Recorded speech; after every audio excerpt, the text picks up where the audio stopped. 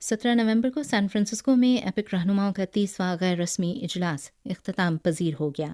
اجلاس میں ایپک رہنماؤں کا سان فرانسسکو اعلامیہ 2023 جاری کیا گیا۔ اعلامیے میں ٹیکنالوجی اور معیشت کی ترقی سے خطے کی صلاحیتوں اور محرک قوتوں کو جاری رکھنے، اقتصادی ترقی کو فروغ دینے اور ماحولیاتی تبدیلیوں سمیت تمام ماحولیاتی چیلنجز سے نمٹنے کی ضرورت پر زور دیا گیا۔